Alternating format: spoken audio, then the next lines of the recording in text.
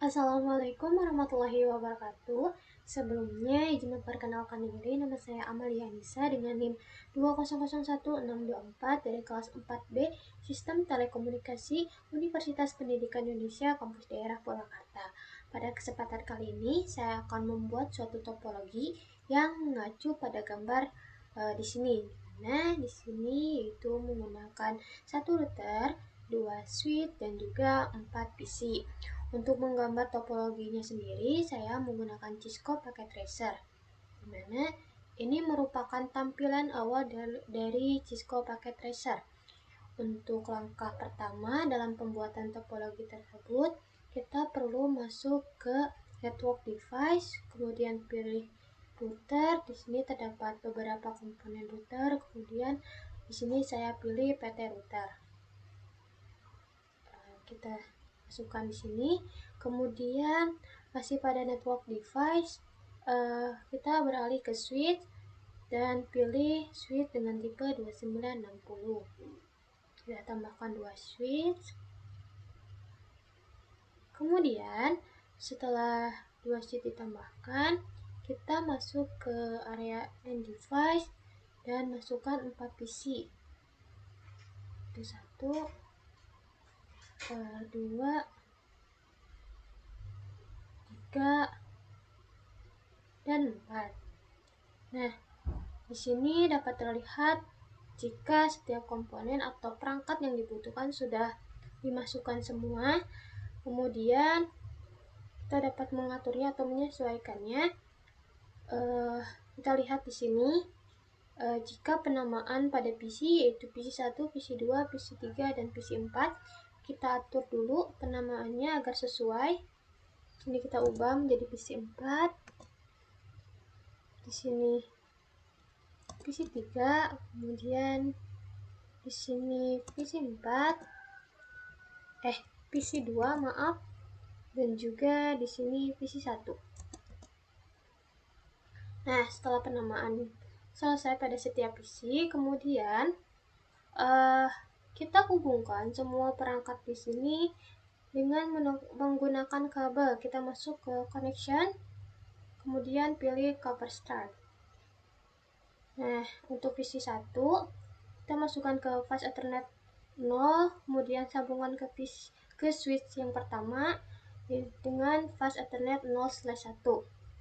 Kemudian lakukan hal yang sama pada PC2. Nah, kita pilih fast Ethernet 0 dan fast Ethernet 0/2 karena fast Ethernet 0/1 sudah digunakan oleh PC1. Lakukan hal yang sama pula pada PC3 dan PC4. Seperti ini.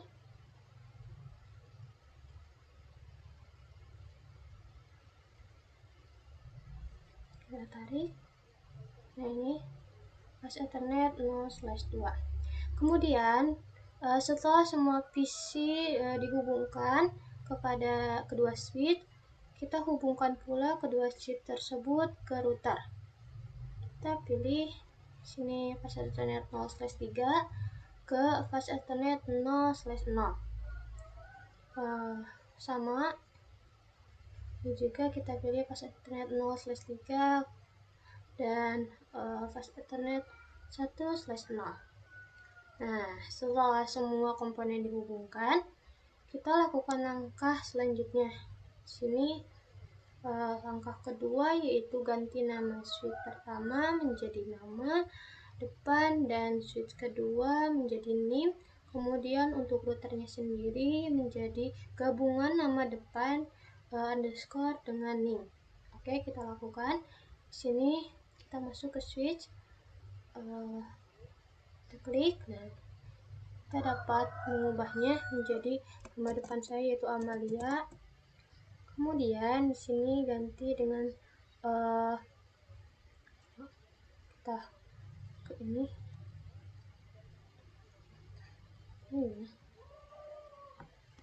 Nah, di sini ganti dengan 2001 yaitu NIM saya. Nah, 624. Ini lakukan juga pada router. Nah, kita ganti nama routernya jadi Amalia underscore NIM itu 2001-624. Nah, seperti ini. Setelah itu, langkah selanjutnya yaitu amankan perangkat switch pertama dan switch kedua menggunakan username dan password. Kemudian untuk langkah keempat, buat banner MOTD-nya pada switch-nya. Kita lakukan ya. Kita masuk terlebih dahulu ke perangkat switch, kemudian kita pilih CLI, kemudian kita tekan enter. Nah, seperti ini masih dalam mode user. Kita masuk ke mode privilege. Kita masukkan perintah enable seperti ini, atau bisa dengan perintah n aja disingkat. Kita enter, kemudian kita masuk ke konfigurasi terminal. Kita ketikkan perintah seperti ini, kita enter juga. Kemudian di sini saya akan mengubah hostname-nya menjadi yaitu menjadi nama saya sesuai dengan nama dari routernya sendiri, yaitu Amalia. Kita enter. Kemudian di sini sudah terlihat jika yang awalnya namanya Sweet menjadi nama saya sendiri, itu Amalia. Kemudian kita masukkan perintah username untuk menambahkan username, itu tadi username-nya sendiri adalah nama depan, dan untuk passwordnya yaitu NIM. Username-nya yaitu Amalia, kemudian passwordnya sendiri yaitu NIM saya 2001-624. Nah, setelah ini kita pastikan terlebih dahulu apakah perintahnya sudah sesuai. Nah, ini sudah sesuai, maka kita enter. Kemudian kita masukkan perintah let console 0 atau 0. Kita enter. Kemudian masukkan perintah login lokal seperti ini. Enter lagi. Kemudian kita keluar dari mode line, exit. Nah, di sini kita sudah melakukan penambahan username dan password. Untuk penambahan bannernya sendiri, kita masukkan perintah banner MOTD, kemudian masukkan karakter pagar. Di sini karakter pagar berfungsi untuk tanda sebagai kita akan melakukan penambahan pesan pada banner. Kita enter, kita lihat pesannya itu seperti apa. Di sini terlihat pesannya sendiri, yaitu selain administrator yang berkenal seperti ini. Kita copy saja, kita paste, klik kanan pada komputer, kemudian kita paste. Nah, seperti ini. Jangan lupa tambahkan lagi karakter pagar, karena ini sebagai pertanda jikalau pesan untuk banner sudah selesai. Jikalau tidak, maka perangkat akan menganggap bahwa pesan yang untuk banner tersebut belum selesai.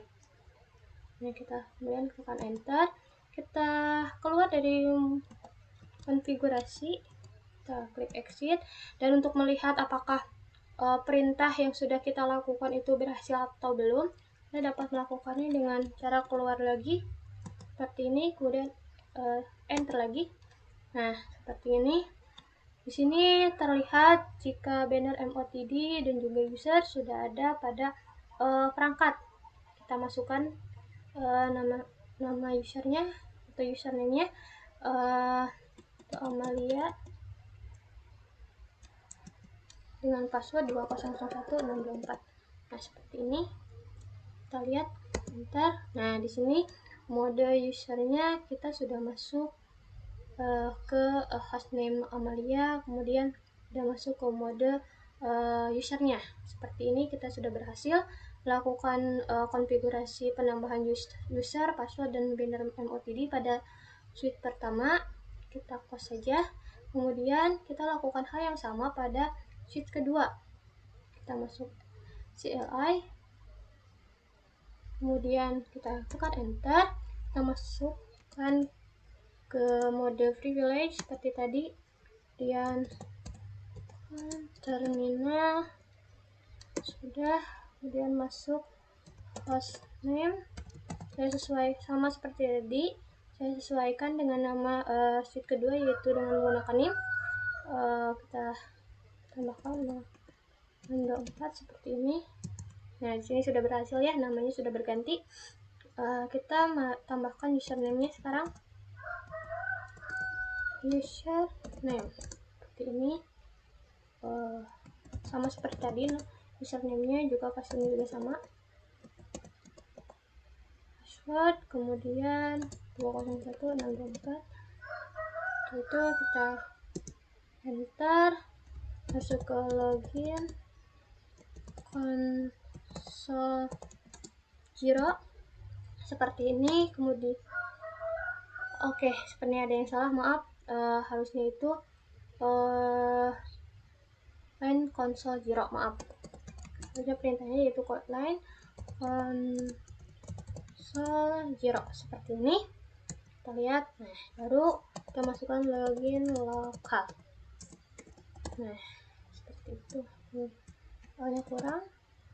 Login lokal. Nah, seperti ini. Itu kita enter, kita keluar, masukkan banner MOTD-nya. Jangan lupa karakter pagarnya. Ini saya enter, masukkan seperti tadi, seperti ini. Nah, kita jangan lupa juga karakter pagarnya ya. Kemudian kita tekan enter, kita keluar lagi dari mode konfigurasi. Kita lihat apakah sudah berhasil atau belum. Nah, di sini sudah berhasil ya. Bannernya sudah ada, kemudian username juga sudah ada. Kita coba Maria, kemudian 1624. Nah, di sini maaf, ternyata belum. Amalia ada kesalahan, 2001-624 benar. Nah, sepertinya ada yang salah. Sebentar, ini passwordnya sudah benar. Oke, kayaknya ada yang salah. Coba lagi, Amalia 2001-624. Lihat, nah di sini sudah benar ya. Tadi saya menambahkan spasi di passwordnya, jadi waktu pada saat login terjadi kegagalan gitu. Nah, di sini kita sudah berhasil memasukkan username, password, dan juga banner MOTD-nya. Kita close aja. Kemudian kita lihat langkah selanjutnya, yaitu kita perlu melakukan konfigurasi alamat IP terhadap PC. Dimana di sini untuk PC pertama yaitu 166.122.55 dengan XX-nya itu 2 digit terakhir NIM, yaitu 24 ya. Kalau dilihat dari saya. Kemudian untuk PC ketiga itu bedanya di ini 66. Oke, kita masukkan. Di sini kita masuk ke IP configuration, kemudian kita masukkan 166.122.55, kemudian 24. Di sini subnet masknya sudah ada. Untuk pivot gateway-nya saya menggunakan 55, kemudian 23 seperti ini. Nah, kita close saja. Kemudian masuk ke PC 2, pilih desktop, IP configuration. Di sini kita masukkan 166.122.55, Nah, di sini terdapat perbedaannya IP address-nya, karena setiap IP address itu harus berbeda, karena jika sama atau biasa disebut dengan IP konflik, yaitu terjadinya IP address dengan alamat yang sama, maka akan terjadi kegagalan atau ketika pengguna lain mengakses IP tersebut, maka tidak bisa terjadi. Jadi kita harus membedakan setiap alamat IP address. Nah, di sini subnet masknya sudah ada. Kemudian di port gateway-nya kita samakan dengan PC 1, yaitu 166.122.55, kemudian 23. Nah, seperti ini. Kita close. Setelah itu kita masuk ke PC 3, lakukan hal yang sama. Di sini perbedaannya yaitu 166.122, kemudian 66.24. Seperti ini, subnetnya sudah ada. Ininya sama 166, 122, 66. Di sini saya menggunakan 23 seperti ini. Kemudian di sini juga lakukan hal yang sama. Jangan lupa IP addressnya harus kita bedakan 166, 122, kemudian 66, jadi 25. Di sini saya tambahkan. Kemudian di port gateway-nya yaitu menggunakan 166, 122, 66, dan 23 seperti ini.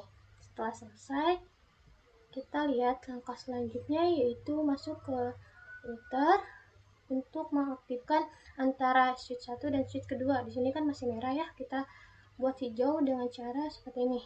Kita masuk ke CLI, kemudian di sini kita tekan enter ya.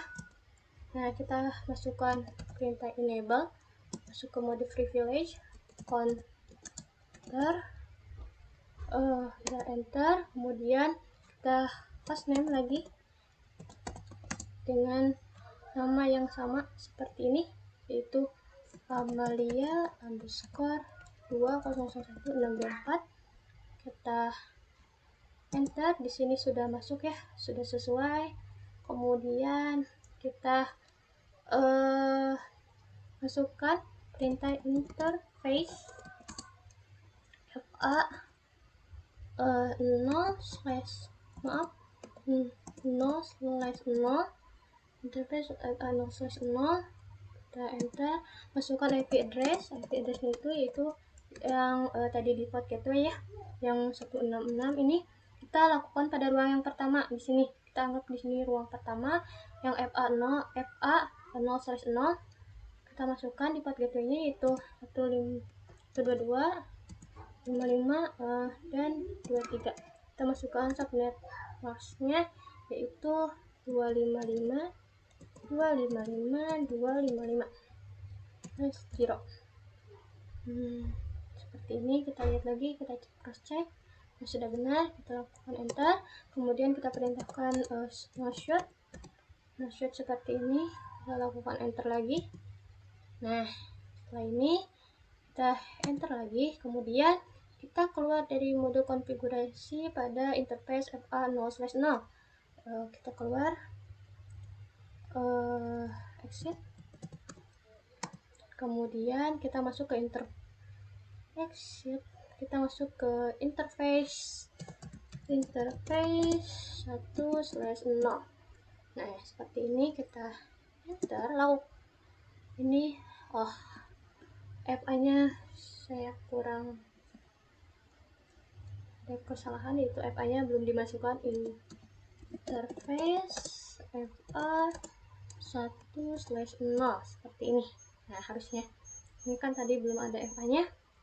Kemudian kita klik enter, lakukan hal yang sama seperti tadi. Di sini kita masukkan IP address yaitu 2166, 122, kemudian 66, dan 23. Ini merupakan subnet masknya ruang kedua yang ini, yang bagian ini, yang FA 1/0. Nah, setelah itu kita masukkan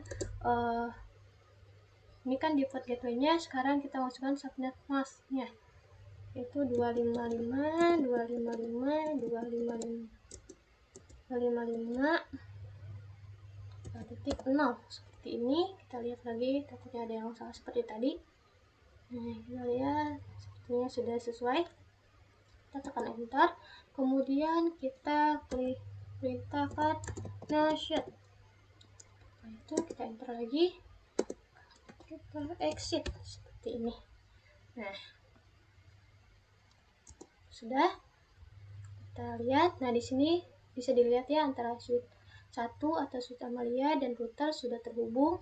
Dan di sini juga masih dalam tahap proses, karena di sini masih terdapat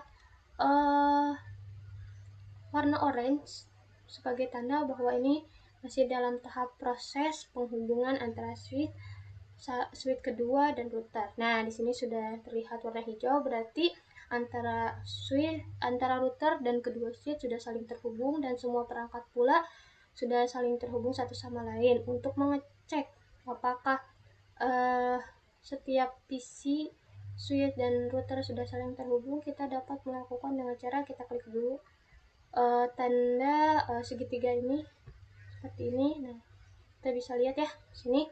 Nah, kita masukkan nih kirim pesan, kita masukkan pesan kirimkan ke router. Kita coba apakah berhasil.